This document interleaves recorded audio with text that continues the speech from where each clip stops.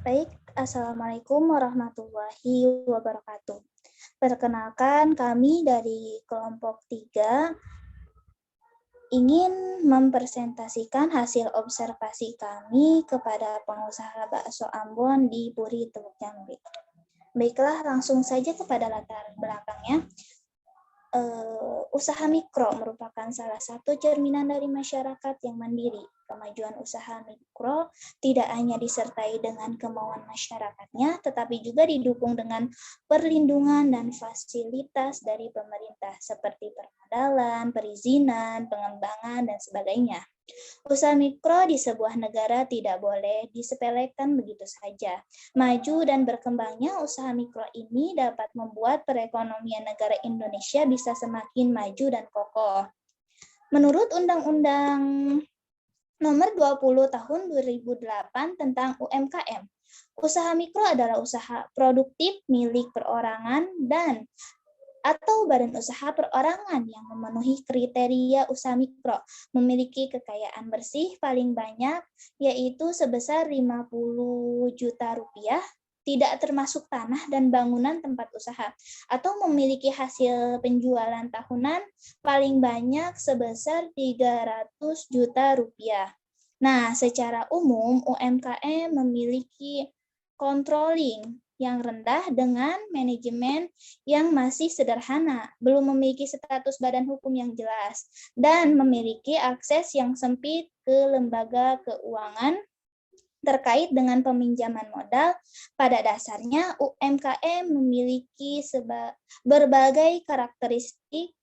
Berdasarkan perkembangannya, UMKM diklarifikasikan menjadi 4 kriteria, yaitu next. Slide selanjutnya.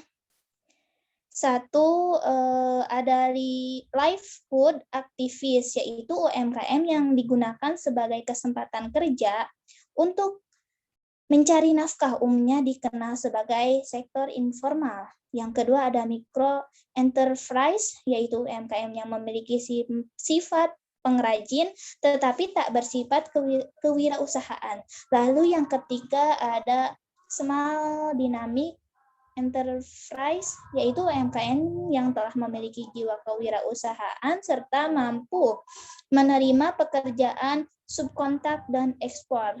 Lalu yang terakhir ada fast moving enterprise, yaitu UMKM yang telah memiliki jiwa kewirausahaan dan akan melakukan transformasi menjadi usaha besar.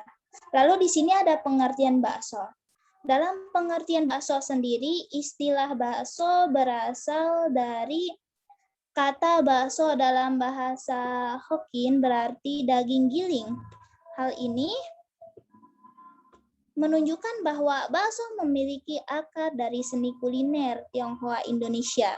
Akan tetapi, kini kebanyakan penjual bakso adalah orang Jawa dari Wonogiri dan Malang. Tempat yang terkenal sebagai pusat bakso adalah Solo dan Malang yang disebut bakso Malang karena kebanyakan penduduk Indonesia adalah Muslim.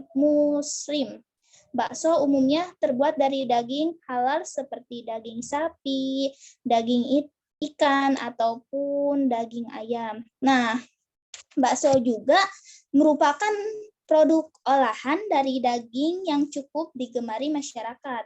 Pada umumnya, bakso dibuat dari daging sapi, tetapi akhir-akhir ini banyak dijumpai di pasaran bakso dibuat dari daging ikan, seperti dari bakso ikan atau dari daging tenggiri. Dalam penyajiannya, bakso umumnya disajikan panas-panas dengan kuah kaldu sapi bening dicampur mie atau bihun, bisa dengan sayuran toge ataupun sosin, tahu, terkadang telur yang ada di dalamnya, lalu ditaburi oleh bawang goreng dan seledri.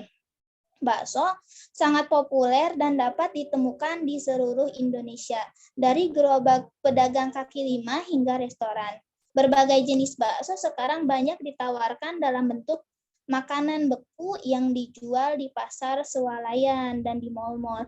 Irisan bakso dapat juga dijadikan pelengkap jenis makanan lain seperti mie goreng, nasi goreng, ataupun capcay yang suka ada di warteg-warteg. Next, slide selanjutnya.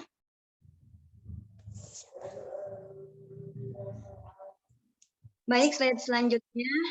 Selanjutnya akan dijelaskan oleh teman saya yaitu Hilma Rahimatul Khofifah. Mangga untuk saudari Hilma dipersilahkan.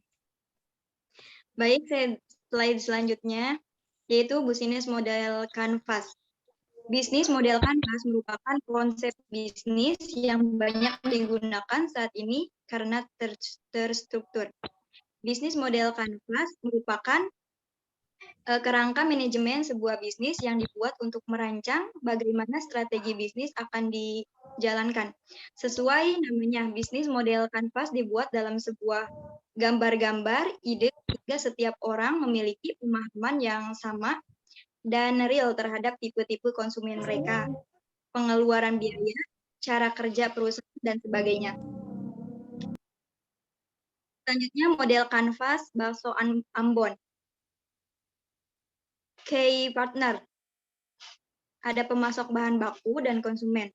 Key aktivis, pembelian bahan baku, pengolahan hingga produk jadi, penjualan produk, pengiriman kepada konsumen. Ada value proposition.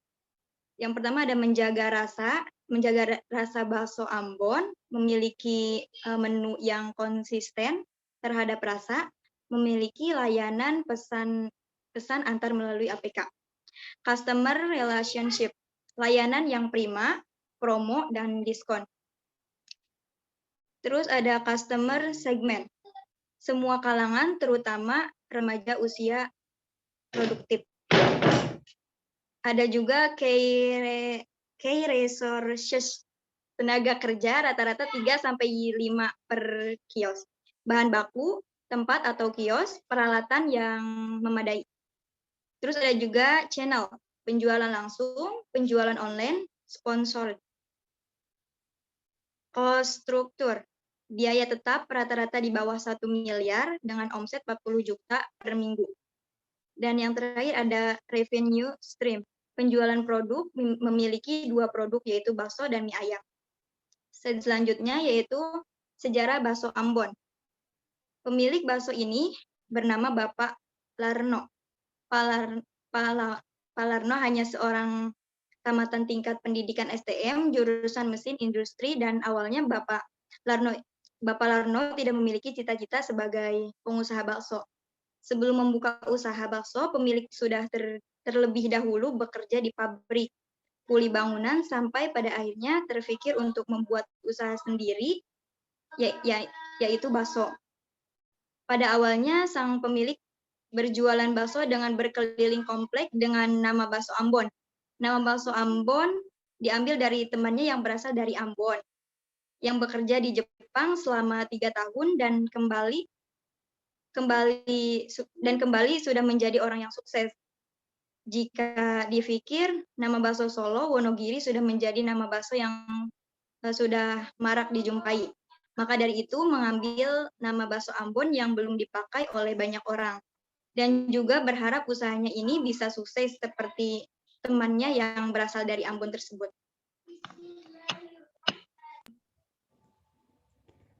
Baik, terima kasih kepada Saudari Hilma yang telah menyampaikan materi tersebut. Lalu dilanjut kepada Saudari Devi, dipersilahkan. Baik, di sini saya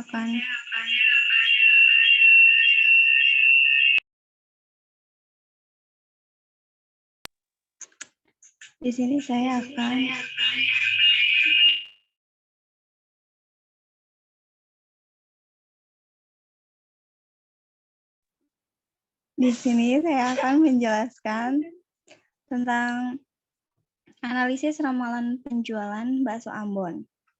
Di sini terdapat tabel 1.1 data penjualan bakso Ambon dalam 1 minggu terakhir ini. Dari mulai hari Senin sampai Minggu dengan kuantitas 20 kg per hari atau 1.000 mangkok. Lalu penjualan di hari Senin terdapat 850, hari Selasa 820, hari Rabu 950, hari Kamis 900, hari Jumat 880, Sabtu 920, dan Minggu 980. Biaya bahan bakunya pun tetap sama, setiap harinya yakni sebesar 10 juta rupiah. Laba kotor yang dihasilkan oleh pengusaha bakso Ambon ini dengan seharga satu porsinya 17.000. Yang pertama di hari Senin itu mendapatkan 14.450.000, lalu laba bersihnya 4.450.000, hari Selasa 13.940.000, laba bersihnya 3.940.000. Lalu hari Rabunya 16.150.000, laba bersihnya 6.150.000. Laba kotornya 15.300.000, lalu laba bersihnya 5.300.000. Hari Jumat 14.950.000 dan laba bersihnya 4.960.000. Hari Sabtu 15.640.000 dan laba bersihnya 5.640.000. Lalu yang terakhir di hari Minggu 16.660.000, laba bersihnya 6.660.000. Dari seminggu terakhir ini, rata-rata yang didapatkan oleh pengusaha bakso Ambon ini dengan laba kotor 15.300.000 dan laba bersihnya 5.300.000. Lalu slide selanjutnya.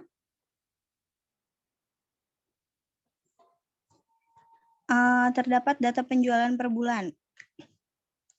Dimulai dari bulan Januari sampai dengan April dengan penjualan per mangkoknya itu di Januari ada 180.000, di Februari 185.000, di Maret 189.000, dan di April 185.000.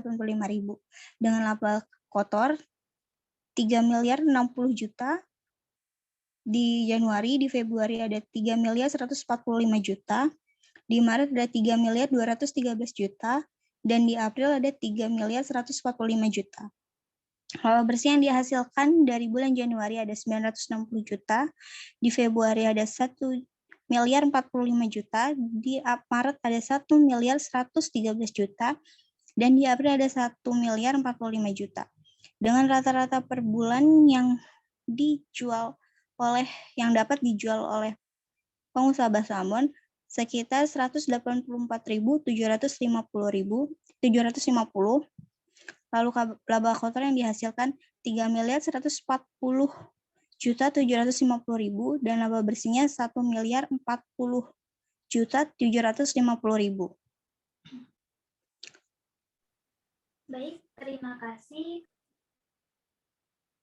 Baik, terima kasih kepada Saudari Devi yang telah memaparkan hasil penjualan pada bulan kebelakang. Untuk pembahasan selanjutnya akan dibahas oleh Saudari Mesty. Kepadanya dipersilakan. Baik, selanjutnya adalah forecasting omset penjualan pada bulan Mei 2012. Berikut ini dari bulan Januari, Februari, Maret, April. Diambilnya dari bulan sebelum Mei. Di Januari, Y-nya 3.060.000, 3 mili.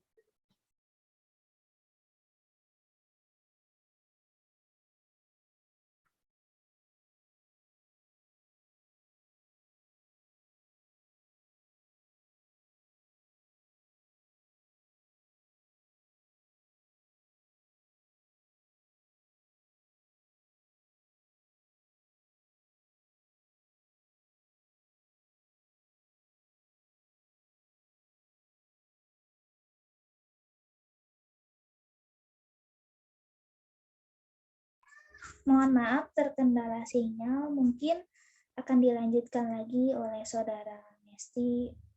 Untuk sekali lagi masih menunggu keaktifannya videonya. Mohon maaf sekali lagi karena memang sinyalnya sedang kurang bagus mungkin dari Saudara Mesty sendiri.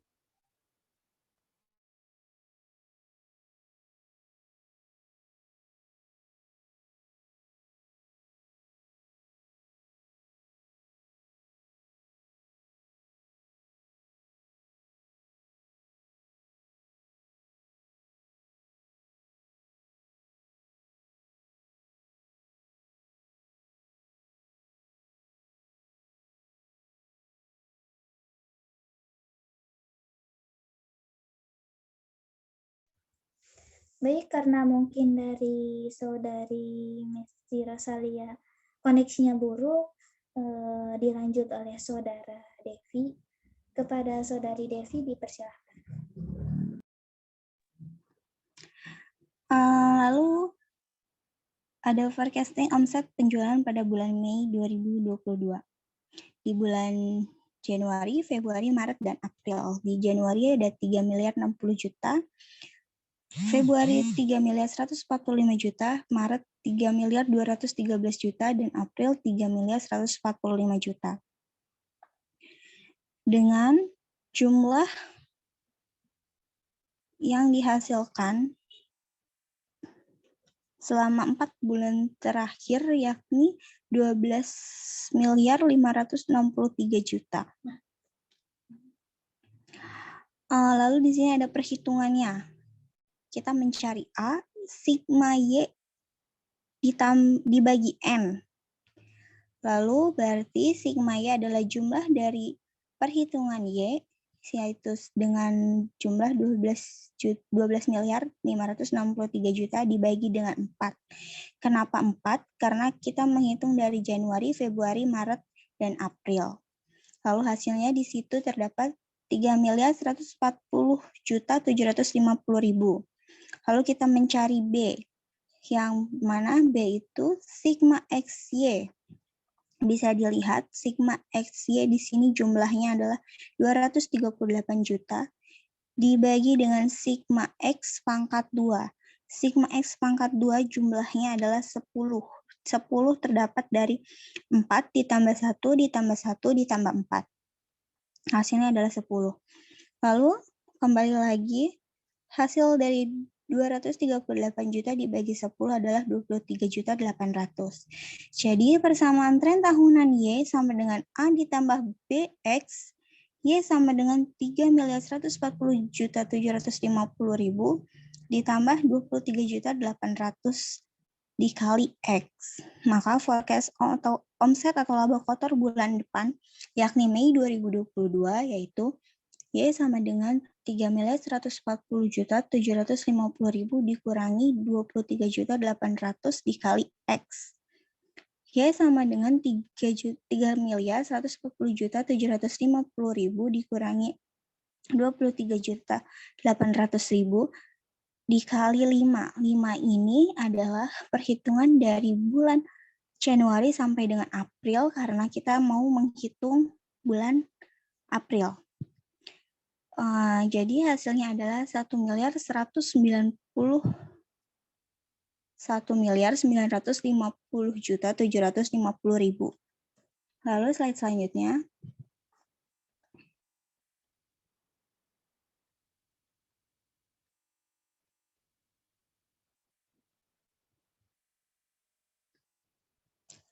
Ada forecasting kuantitas penjualan pada bulan Mei.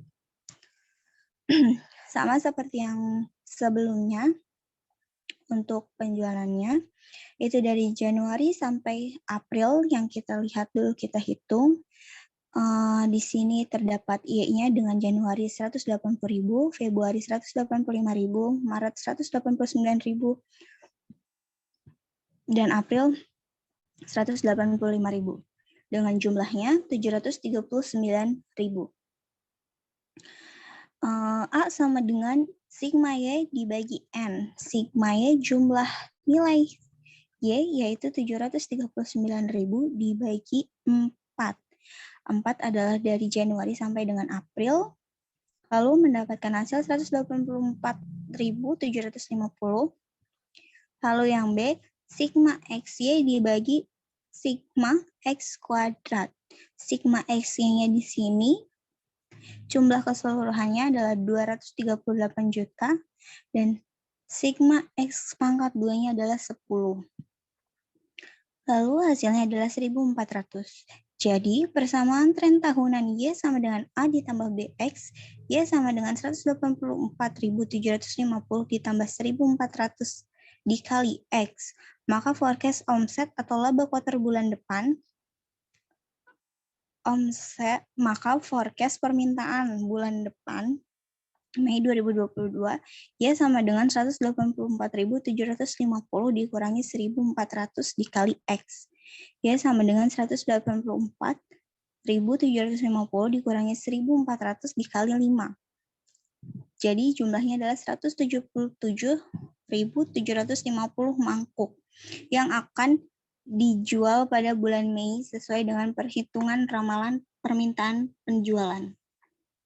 Lalu selanjutnya akan dilanjutkan oleh teman saya. Baik, terima kasih kepada Saudari Devi yang telah memaparkan penjumlahan hasil dari perhitungan bakso Ambon dari bulan Januari hingga April.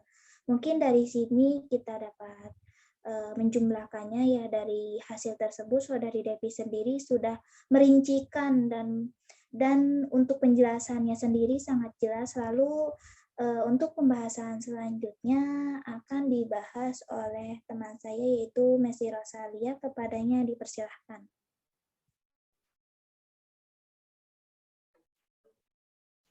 Kesimpulannya, UMKM adalah unit usaha produktif yang berdiri sendiri yang dilakukan oleh orang perorangan atau badan usaha di semua sektor ekonomi. Pada prinsipnya, pembedaan antara usaha mikro, usaha kecil, usaha menengah, usaha besar umumnya didasarkan pada nilai aset awal, tidak termasuk tanah dan bangunan, omset rata-rata per tahun, atau jumlah pekerja tetap. Namun, definisi UMKM berdasarkan 3 alat ukur ini berbeda menurut negara. Oleh karena itu, memang sulit membandingkan pentingnya atau peran UMKM antar negara. Penggunaan metode BMC pada usaha mikro kecil dan menengah UMKM dirasa penting untuk mengoreksi suatu kemungkinan tentang adanya kesalahan atau perlunya perbaikan dalam salah satu kotak dari proses menjalankan model bisnis, karena UMKM merupakan entitas bisnis yang mempunyai tujuan profit dan social benefit. Menurut Muklis 2007, tujuan profit dan sosial dari kegiatan bisnis dapat tercapai secara ideal dengan adanya dukungan oleh semua pihak baik secara langsung maupun tidak langsung berkontribusi dalam memperoleh keuntungan bisnis.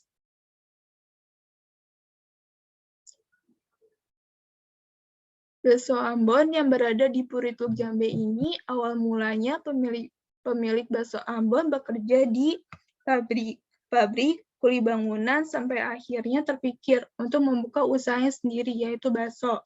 Usaha bakso ini sudah dirintis oleh Bapak Larno bertahun-tahun, sehingga sekarang ini sudah sukses. Sejak pandemi COVID-19 melanda, usaha bakso Ambon pun mengalami penurunan yang sangat banyak. Selain itu, harus bisa mengikuti digital, misalnya berjualan di online, dan mengikuti aturan-peraturan pemerintah. Dan adanya take away, pembeli memakan makanannya di tempat masing-masing, dan juga melalui digital marketing atau pemasaran online. Untuk itu, pemilik usaha ini menggunakan beberapa marketplace untuk menjualkan barang usahanya. Baik, terima kasih kepada Saudari Mesti yang telah menyampaikan sebuah kesimpulannya. Bisa kita ketahui semuanya bahwasanya usaha bakso itu memang mendunia, di mana-mana ada bakso dan banyak juga pesaingnya, marketplace-nya. Untuk pembeliannya pun sendiri sekarang sangat canggih ya, bisa dipesan secara online, take away, dan lain sebagainya. Mungkin hanya sekian yang dapat kelompok kami sampaikan, kurang lebihnya kami mohon maaf. Wallahul muwaffiq ila aqwamit thoriq. Wassalamualaikum warahmatullahi wabarakatuh. Waalaikumsalam warahmatullahi wabarakatuh.